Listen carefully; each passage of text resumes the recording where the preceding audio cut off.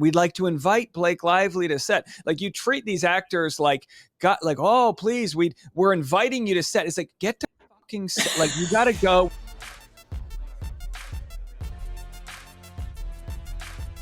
Hi, and welcome to Flaa Talk. I'm Kjersti, and here on my channel I talk about my good and bad experiences in Hollywood with celebrities and working as an entertainment reporter. First of all, thank you so much for your engagement in my channel. I love it. There's so many comments on every video that I do, and I really appreciate it. And you guys are just like amazing. Of course, we're gonna have to talk more about Blake Lively, Justin Baldoni, and Ryan Reynolds. And today I have a special guest with me, Dave Neal, who is a comedian and who's also worked in Hollywood. He's worked on the set of Gossip Girl, where Blake Lively was, and on the set with Jane the Virgin. So he has experiences being on set with both actors. Dave has also been reporting on this drama on his channel here on YouTube. So I'm going to leave a link below so you can watch our conversation there on his channel where I talk about other things, and also check out his channel. He's doing really good work and being like very nuanced and I think very balanced in his reporting on this, which I really appreciate. And that's also why I wanted to do a collaboration with Dave, because he doesn't get into these conspiracy theories. He's analyzing the facts and looking at it from an objective point of view, and I really appreciate that. So yeah, here's Dave. Hi, Dave. Neal, welcome to my channel. Now I could pronounce your name. It's a little easier than mine. It's super easy. So we just did a conversation on your channel. So you guys need to jump over and watch that after this or before this. It doesn't really matter. And Dave is a comedian and a podcaster behind Rush Hour. And you've been talking a lot about Blake Lively and Ryan Reynolds and Justin Baldoni and all the drama. What is your fascination with all of this, would you say? Well, you know what's so interesting? And I love that we just chatted on mine. Ours was like the first date and this is the second date, so we can dive right into it. What's interesting is I started my YouTube channel covering The Bachelor, which is, you know, an American dating reality show. So I love to cover social dynamics and sort of the interpretation of what went down. So in The Bachelor, you might have a scenario where some fight happened and like some people are Team Greg and some are Team Katie. And it's just like sort of playful, but sometimes the conversations can get heavy. So we've already got this ecosystem to really break down on the day-to-day all the things happening. So when a story like this comes up, or in the past Johnny and Amber Heard, you really just see the appetite for audiences to interject their opinion. And these long form conversations are really the only way to sift through it all, because there's so much to talk about.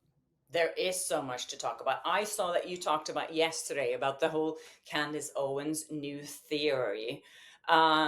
What do you think about that? Because I've been thinking about it, and I feel like you're saying, you know, you're looking through things and you're like, I don't know. What is your take on this now? Where do you feel the truth is? Is it Ryan Reynolds that's the bad guy? Is it Blake Lively? Is it like a team thing? From a technical aspect, she said that she couldn't even reveal, like, we don't need to know who her sources are, but there was a line she said where like she couldn't verify one of the sources. So I don't know Candace Owens enough to know how much I trust her sources or if she's just jumping in on the fray, but she went really hard on Ryan Reynolds. I mean, she was calling him, she said he was an abuser, he was cringeworthy, and just all these different things. And I was like, yikes, wow. But my general thought is, in most cases, the truth is the most simple thing. And the more you look at Ryan coercing Blake into this and the power grab, that's pretty complicated. But that's how Hollywood works. And you don't get to the top in Hollywood without leveraging who you are and what your agency can represent. There's a lot of swindling that can happen with agents. They need to feed Ryan Reynolds. He is top dog. He makes them a lot of money. So in Hollywood, if any place this could happen, this is where it could happen. Yeah. And you know a little bit about Hollywood because you've worked on the set of Gossip Girl and Jane the Virgin, right? Yeah, you know what's so weird? I spent like 10 years in New York and LA just doing background and stand-in work, which is like kind of a side job when you're auditioning. So you would literally show up to the set. I've worked dozens of times on Gossip Girl, and then when I moved to LA, Jane the Virgin, they were both like CW shows, which are like low paying. You barely making it. You're there for the free food, and you see, I feel bad for the main actors because they were really young and they're being mobbed by people. But I got to tell you, like Penn, Ed, these Chase Crawford, they were all pretty chill. Taylor Momsen had a pretty tough rep. She was much younger, and so did Blake Lively. Leighton Meester, good rep. From what I've talked to with people I knew that worked on the show, like the props people, they said Blake Lively always says please and thank you. It seems to be the only issue that anyone has with Blake is whenever there's some sort of transaction that has to happen.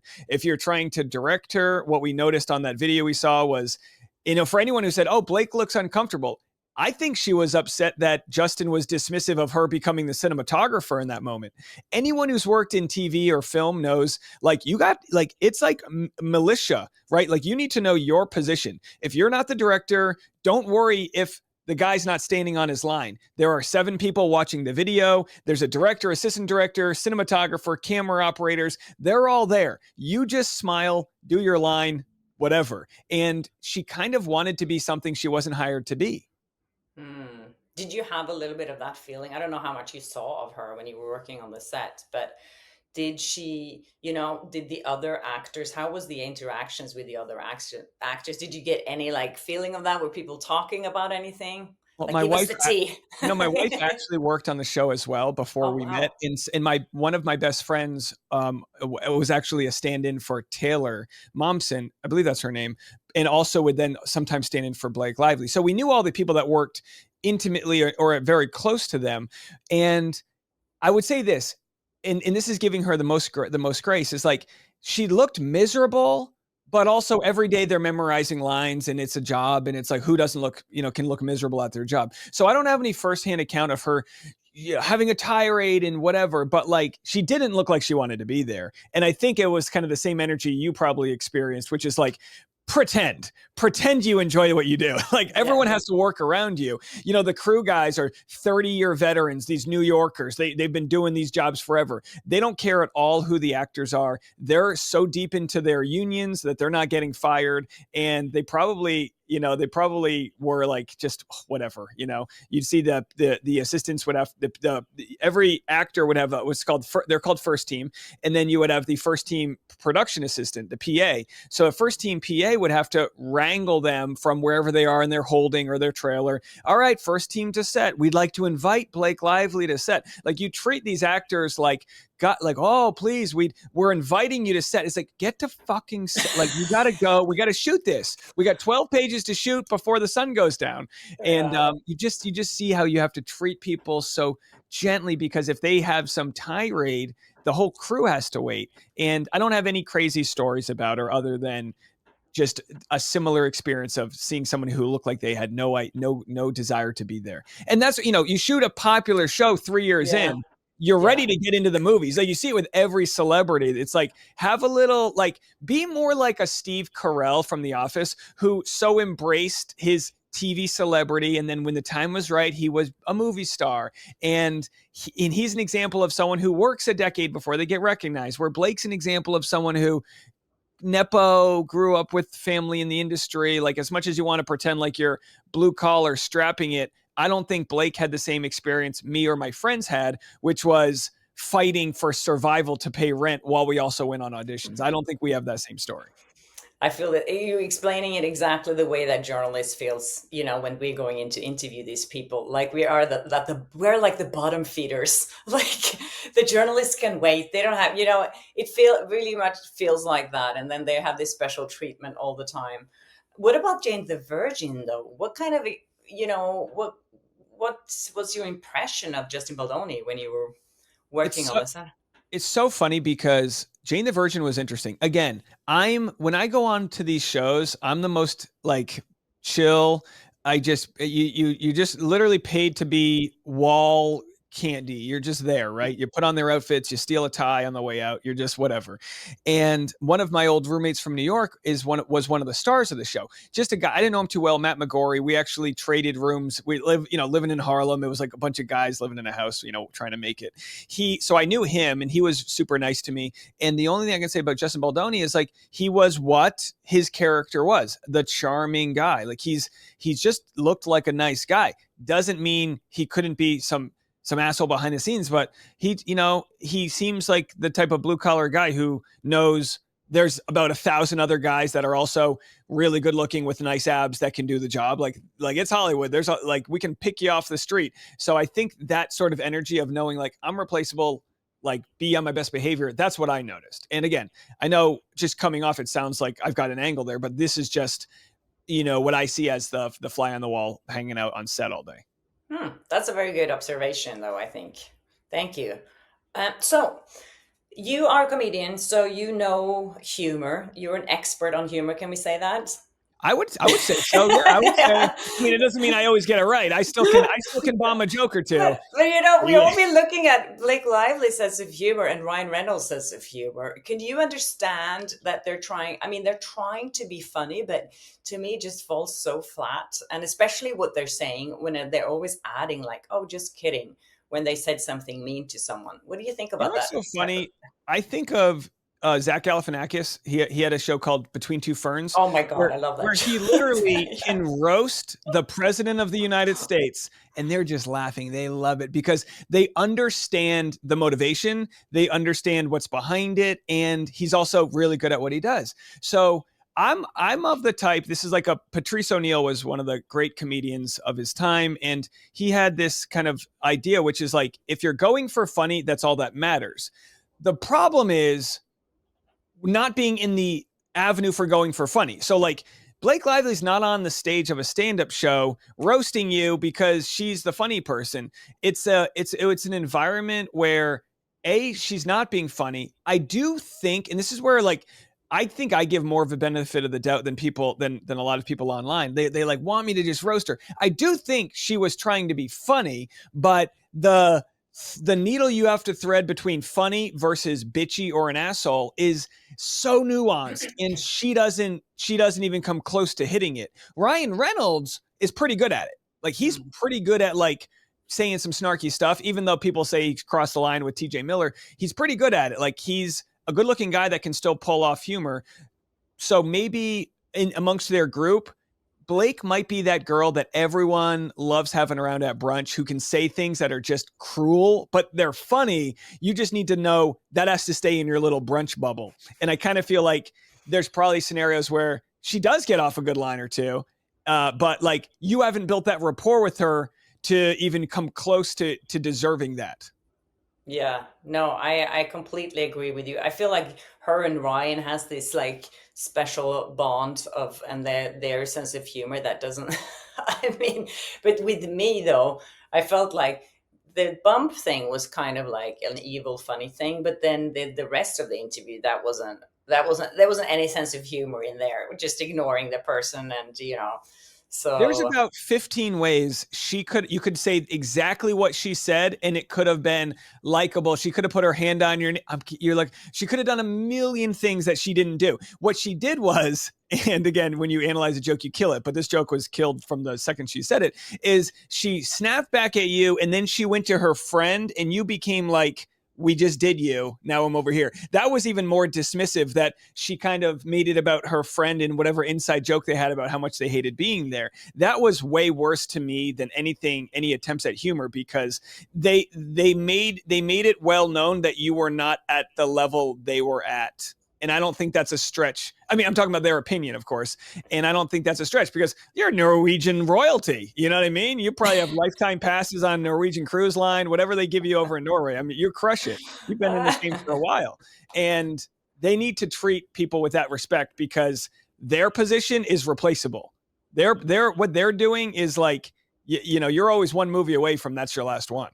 Do you think she's one movie away from being her last one? I loved the take that Heather McDonald had, which was that, and again, when you analyze a joke, you kill it, but this joke was killed from the second she said it, is she snapped back at you and then she went to her friend and you became like, we just did you. Now I'm over here. That was way worse to me than any attempts at humor, because they made it well known that you were not at the level they were at. And I don't think that's a stretch. I mean, I'm talking about their opinion, of course. And I don't think that's a stretch because I love the take that Heather McDonald had, which was that the smart thing to do would be to go away for a couple years, go be a mom, just go take a nice long vacation, and then come back and do a movie that's a little out of character, like and knock it out of the park. I think she can survive this where it stands right now. I think what should happen is this: assuming she doesn't have any more smoking gun evidence, which we haven't seen, right? Assuming she doesn't have any evidence that really, listen, if Justin Baldoni, I've said this before, if she can find that ring camera footage of him grabbing her butt or doing something, then it's like, boom, okay, well, that he crossed the line and he destroyed all trust and whatever, he's done. I'll be the first to report that. We don't have that. We just have like her feeling uncomfortable, but we don't have the receipts of her feeling uncomfortable in the moment, just when it was convenient months later. And without that, I think she needs to pay whatever she can pay to have this go away and apologize to him.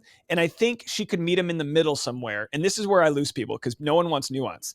I think Blake meets him in the middle. She pays him like 10 million. She's like, you know, here's a good chunk of money. And then she has a real heartfelt apology. In hindsight, reviewing the footage, I realized he was working as a director. He was doing everything he could to make me feel comfortable. My own insecurities from the shoot schedule and just having a baby, you know, all of that type of stuff. I think people would go, okay. It uncancels him. It gives ownership to like why she was feeling the way she was, and then they move on. I think I just gave her $1 million worth of good PR advice, but I don't think that's going to happen. I think egos are going to go, no, we're going to sink each other. And like anyone in either of like anyone at WME, anyone in their PR should say, you got to settle this. This is not going to play well in court, regardless of what you think. Yeah, I totally agree with you. It's funny because yesterday I spoke to a crisis management expert and he said exactly the same thing. You know, own your mistakes. Go and say you're sorry. It could have been, you know, all of this could have been avoided. And yeah, no, I really appreciate your take on this. This is so interesting. I'm also, you know, thinking about what I feel like Blake Lively now, she's like at the end of her, what do you call it in English, her thread. Or yeah, but well, she's like, yeah, she's at the age where you either become a really good Helen Mirren, you know, Meryl Streep, like you're not like the commodity that she was selling is not what Hollywood's going to want. So she either, and again, you see this a lot, and I don't mean to sound sexist because I don't necessarily agree with this, but this is just what you see. You either have to get into producing, writing, and really owning the projects you're making because Hollywood's going to choose. They're just going to choose the next person that's like the young, you know, Stranger Things girl or whatever. You know, they're just going to, that's just what they do. I think this might sound cringeworthy, so I want to be careful how I say this. I don't know what it's like to be a woman, but we do have an 8-month-old son. And I've learned a lot about postpartum anxiety. You hear about postpartum depression, you hear about postpartum psychosis, but I can see a world where the anxiety that you feel to go back into a movie where she knows she's playing 10 years, she knows she's 10 years above the actor's age, maybe 15, right? She's a little bit older. And you know, there's love scenes, you know, the internet's super cruel to women. Like all of these things exist. If Blake did like a long form podcast where she discussed these insecurities, it would normalize her so much because I think she mentioned like she was hoping that they could shoot some of these love scenes towards the end of the film. You know, she just had her 4th baby, and you know, because of scheduling, they're like, oh, it's just, this is what it is. Like I think they tried to help her out, but it's those insecurities. It's possibly the insecurity of thinking that Justin and his people are incompetent and she has a better way of doing it. And then, yes, the theory that Ryan Reynolds is a little controlling and maybe that's why she wanted all the dailies. That's a batshit thing. If that's true, then and the relationship is on the rocks, you know, he needs to own up his part about toxicity that might have led her to be a certain way on set because of those stresses. Like it can be complicated, but I do think audiences in the end would be compassionate to like popping the hood on what it's like with the internet and the world's focus on you and how to and how and the anxiety that can be attached to that. For sure. You said that so well, by the way, and I completely agree with you because I've been talking about that too, you know, her insecurities.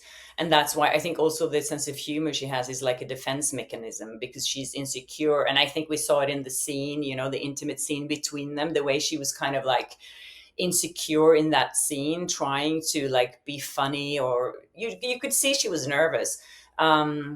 But yeah, anyways, thank you so much, Dave, for coming on my channel. This was really great. It's so Yeah, nice to get new, fresh takes on things all the time. And then you realize absolutely. you agree so much. Yeah, I mean, you have great opinions. Come Yeah. back on mine anytime and let me know. I'd love to chat, but I appreciate it. Thank you so much. Thank you so much for watching, you guys. I really appreciate your support. And thank you to Dave Neal for being on my show. As I said before, you can watch the second half of this interview on his channel. I'll leave a link below. Also, thank you guys for reaching out to me with all your amazing suggestions of what I can talk about. I got some really good intel. I'm not sure if I can talk about all the intel because I want to check my sources first. I don't want to put things out there that's coming from someone who talked to someone, or even though it is or it might be true, I like to be careful with these things. So I'm not going to plant any conspiracy theories out there, but I'm open to hear about them so I can do my own research.